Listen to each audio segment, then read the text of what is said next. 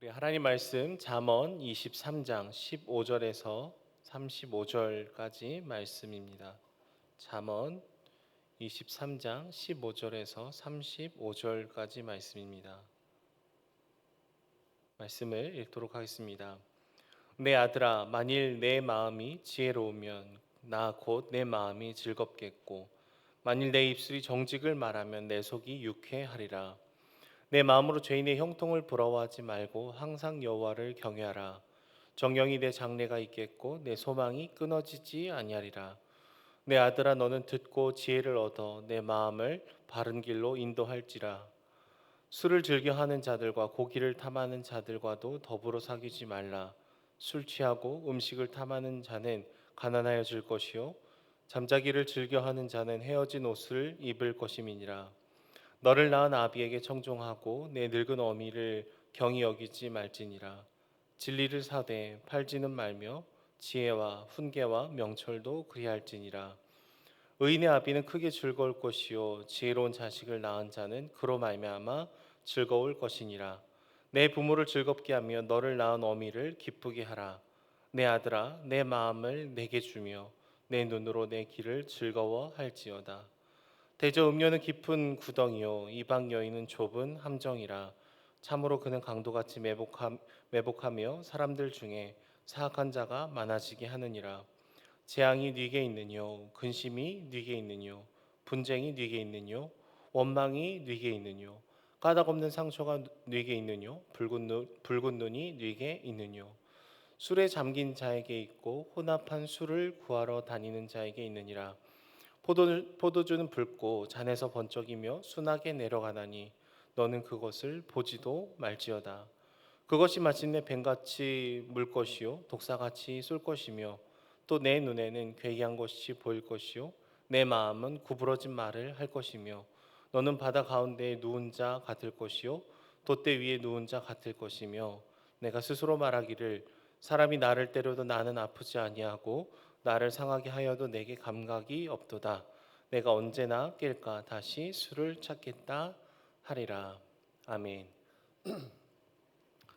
예전에 안산동산교회 대학부에서 신앙생활을 할 때 열심히 교회를 섬기던 셀 리더들, 그러니까 저희 교회로 치면 순장님들이 청년들이 우스갯소리로 이런 말을 했던 적이 있습니다.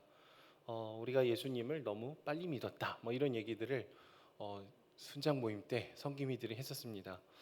예수님을 인생의 마지막 즈음에 믿었더라면 내가 하고 싶은 거 다 하고 누릴 거 다 누리고 즐길 거 다 즐기고 그렇게 살다가 마지막 즈음에 예수님을 믿고 이 천국행 티켓을 딱 갖고 천국에 갔으면 얼마나 좋겠냐 뭐 이런 얘기들을 했습니다. 물론 이런 말들 속에는 많은 어폐가 있는데요. 이미 임한 하나님의 나라를 전혀 이해하지 못하고 바라보지 못한다는 그런 한계가 분명히 있습니다. 하지만 이 20대 초반의 청년들 입장에서는요, 예수님을 믿음으로 인해서 해야 될 것도 많아지고 하지 말아야 될 것도 이 많아진 이 상황들 속에서 그냥 우리 좀 힘들어요. 뭐 이런 얘기들을 서로 주고 받았던 것 같습니다.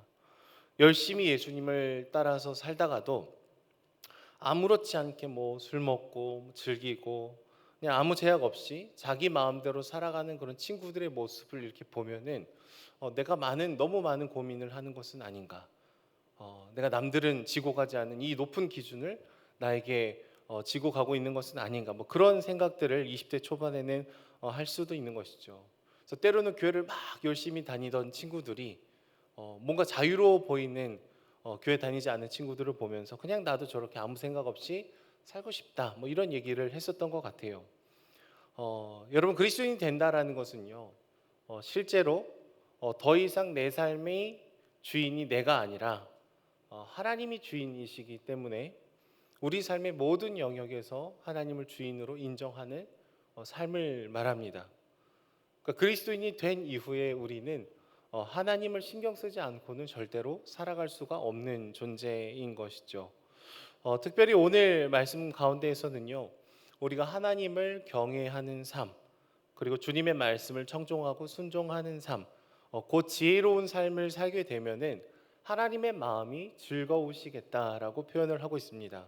그리고 동시에 뭘 얘기하냐면요, 죄인들의 삶을 부러워하지 말아라. 이렇게 얘기를 해주고 있어요. 여러분 여기서 마음이라는 이 단어는 신장, 뭐 콩팥을 얘기합니다. 그 단어의 의미만 보면은 유대인들은 인체에 가장 먼저 생성이 되는 것이 이게 신장이라고 생각했습니다. 그래서 우리 마음에 가장 깊숙한 곳이 어디냐? 그럼 우리는 뭐 심장이라고 얘기할 수 있겠지만 유대인들은 신장이라고 얘기를 종종 했어요. 그래서 하나님의 말씀을 듣고 따르고 경외하는 이 지혜로운 삶을 살면은 하나님의 마음 깊숙한 곳에 우리가 시원케 해드릴 수 있을 것이다라고 지금 오늘 말씀 가운데 얘기를 하고 있는 것이죠. 그리고 하나님의 말씀을 듣고 따르는 것은 그냥 하나님만 기쁘게 만드시는 것이 아니라 우리 삶의 장래와 이 소망이 끊어지지 않게끔 우리를 가장 복된 길로 걸어가게 하는 방법이다라고 오늘 말씀 가운데 얘기를 하고 있습니다. 바른 길이라는 것은요, 그 자체가 우리를 가장 온전하게 만드는 길임을 얘기합니다. 여러분 하나님의 말씀은 늘 정답이셔서 그 말씀을 따를 때 가장 큰 유익을 우리가 받고 누리게 되죠. 하지만 하나님의 말씀을 들었음에도 불구하고 무시하고 내 멋대로 내가 주인이 되어서 걸어가게 되면은 경로를 이탈하게 됩니다. 그리고 멀고 먼 길을 돌아오게 되는 것이죠. 특별히 오늘 본문은 절제와 균형에 대해서 얘기를 하고 있습니다. 술을 즐기는 것, 그리고 고기를 과도하게 탐하는 것, 잠을 적절한 수준을 넘어서 끊임없이 계속해서 취하고 사는 것을 경고를 하고 있습니다. 여러분 무엇이든 지나치게 과도하게 경험하게 되면은요, 우리는 삶의 균형을 잃어버리는 경우들이 굉장히 많이 있습니다. 이 당시 유대인들은 우리가 술을 마시는 것과는 좀 다르게 음식의 문화로서 이게 포도주를 마셨는데요. 성경은 분명히 과도한 술 취함에 대해서 여러 번 경고를 하고 있습니다. 오늘 말씀 보시면 보지도 말라, 쳐다보지도 말아라 이렇게 얘기하고 있어요. 잠은 우리 삶에 굉장히 필요한 것이죠. 우리의 뭐 여러 스트레스와 뭐 심리적인 여러 많은 힘듦들이 자고 일어날 때 많이 털어지게 되고 회복이 되는 것을 저희가 보게 됩니다. 하지만 자도 또 자는 사람은 이 과도한 게으름 속에 살아가는 사람인 것이죠. 그러니까 하나님께서 우리에게 맡겨주신 사명은 온데간데 없고 오로지 나의 욕구에 따라서 살아가게 된다면, 그것을 과도하게 취하게 된다면 우리는 균형을 잃고 병든 삶을 살아갈 수밖에 없습니다. 그래서 오늘 잠언의 말씀 가운데에서는요, 이런 것들을 지나치게 사랑할 때 우리 삶이 분명히 뒤흔들리게 될 것이라고 지금 경고를 하고 있는 것이죠. 부모님을 통해서 전해진 주님의 말씀, 이 진리에 순종할 것을 얘기를 하고 있습니다. 여러분 물고기는 물 안에서만 살 수 있습니다.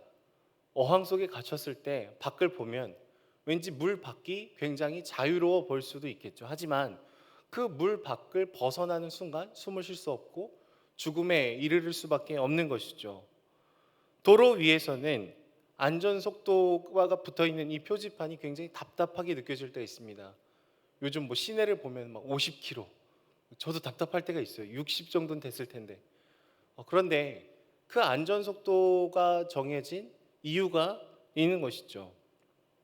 여러분 사람이라는 존재도 마찬가지입니다. 사람이라는 존재도 주님의 말씀 안에 있을 때만 비로소 가장 건강할 수 있는 것이죠. 주 안에 사랑하는 여러분, 우리가 주님의 말씀에 있을 때만 살 수 있습니다. 믿으십니까? 우리 마음의 중심을 들이면서 때로는 세상에서 말하는 수많은 기준과 모습들이 주님께서 우리에게 걸으라고 하시는 길과 전혀 다를 수 있지만 우리는 주님이 걸으라고 하신 그 길을 즐거워하고 기뻐해야 되는 것이죠. 그래서 26절 말씀을 보시면 이렇게 얘기합니다. 내 아들아, 너의 마음을 나에게 주며 내 눈으로 내 길을 즐거워할지어다. 내 길, 하나님의 길, 지혜로운 자가 걸어가야 되는 그 길을 우리가 걸어갈 뿐만 아니라 즐거워하고 찬양하고 이런 삶을 예배의 삶으로 고백해야 되는 것이죠. 하지만 여러분 세상은요 늘 우리에게 과도함에 취해서 살 것을 요구합니다. 함께 미쳐야 할 대상을 끊임없이 바꿔줘요. 우상을 계속해서 제시해 주는 것이죠. 경쟁하고 뭐 성적과 뭐 좋은 대학과 진급과 연봉과 더 많은 집과 집값이 더 오르는 집과 끊임없이 우리에게 앞을 보고 뛰어가야 할 무엇인가를 계속 바꿔주면서 달려갈 것을 얘기를 할 때가 분명히 있다는 거예요. 선을 넘는 것을 쾌락이라고 얘기합니다. 미치도록 술에 취하기를 권하죠. 세상은 부부 사이가 아닌 남녀와의 그 관계 속에서 선을 넘을 것, 그것을 쾌락처럼 그려내고 있다는 거예요. 하지만 이 선을 넘어가게 되면 어떻습니까? 우리 영혼이 속박되게 되죠. 오늘 말씀처럼 깊은 구덩이에 빠지게 됩니다. 좁은 함정에 빠져서 몸이 껴서 나오지 못하는 것처럼 우리의 자발적인 선택에 의해서 지어진 이 죄는 우리 삶의 전부를 뒤흔들고 속박을 하고 힘들게 만들더라라는 거예요. 그때가 돼서 멈춰야지 하면 멈춰지지 않는다라는 거예요. 죄를 사랑하게 되고요, 감추게 되고 끌려가고 또 끌려가게 되는 것이죠. 29절의 말씀을 보시면은 누구에게 있느냐라는 이 표현이 6번이나 막 반복이 됩니다. 뭐 재앙이, 근심이, 분쟁이, 원망이, 까닭없는 상처가, 붉은 눈이 누구한테 있습니까? 막 질문을 한 다음에 마지막에 술에 잠긴 자에게 있다라고 얘기를 합니다. 단순히 술만이 문제가 아니죠. 내 삶의 균형을 잃으면서 추구하는 그 과도함, 우리가 취해 있는 것들, 하나님께서 우리에게 맡겨주신 사명에도 불구하고 우리의 사욕을 따라서 걸어갔던 수많은 과도함 속에 이런 취함이 있다라는 거예요. 술에 과도하게 취한 사람들은 넘어지고 구부러진 말을 합니다. 그리고 성적인 죄에 굉장히 취약하게 되는 이런 비참함의 결말에 이르게 되는 것이죠. 끊임없이 불균형 속으로 들어가게 되고 주님의 말씀과 전혀 다른 삶을 저희가 살아갈 수밖에 없게 된다라는 것입니다. 주 안에 사랑하는 여러분, 주님의 말씀이 전부입니다. 하나님의 말씀이 진리라면 우리가 이 말씀을 벗어나는 우리 삶의 순간들을 슬퍼하고 아파하고 돌이켜야 되는 그 모습이 있다라는 것이죠. 때로는 성경을 읽을 때 불편한 부분들이 분명히 있습니다. 왜냐하면 우리가 잘 살지 못할 때가 있기 때문이죠. 하지만 하나님의 말씀을 대할 때 내가 이 말씀을 넘어서면, 선을 넘어서면, 주님께서 분명히 얘기하는 것을 우리가 넘어서면 우리 스스로가 망가질 수밖에 없다는 것을 우리는 겸손히 고백을 해야 되는 것이죠.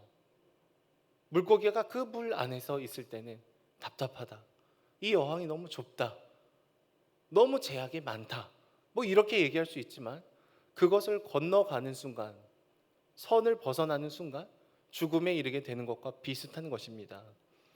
우리 삶에 여러분, 하나님께서 나에게 맡겨주신 사명보다 내가 과도하게 심취해서 따라갔던 무엇인가가 있다면 그 안에 우리의 우상이 숨어 있을 수 있음을 우리가 고백하며 하나님의 말씀으로 다시금 우리 삶의 기준을 되돌리는 저와 여러분들이 되기를 소망합니다. 무엇이든 다 할 수 있다고 얘기하는 것이 자유가 아니라 결국에는 방종으로 나아갈 수밖에 없다는 것을 고백하며 좌로나 우로나 치우치지 않고 주님께서 말씀해 주시는 그 말씀이 우리 삶의 유일한 기준이 되어서 우리 영혼을 살리고 다른 영혼을 살리고 섬기며 나아가는 저와 여러분들이 되기를 소망합니다. 기도하겠습니다. 사랑해 주님, 여전히 우리 삶을 보면 늘 균형을 잃어버리고 주님의 말씀이 명확하게 말씀하는 그 선을 넘을까 말까 고민할 때도 참 많은 존재임을 주님 돌아봅니다. 그러나 다시금 우리 눈과 우리 마음이 하나님의 그 길을 기뻐하며 즐거워할 수 있도록 붙들어 주시고 하나님의 그 말씀을 따라 걸어가는 우리 삶이 가장 복되고 가장 안전하며 가장 바른 길임을 우리가 고백하며 나아갈 수 있도록 주님 붙들어 주시옵소서. 이 땅에 살지만 하나님 나라의 시민으로 걸어가는 우리 삶 속에 여러 고된 시험들이 있고 힘듦이 있고 부대낌이 있지만 그러나 주님, 이것을 우리가 복된 길임으로 믿음으로 고백하며 주님만을 예배하며 살아갈 수 있도록 축복하여 주시옵소서. 감사드리며 예수님의 이름으로 기도드립니다. 아멘.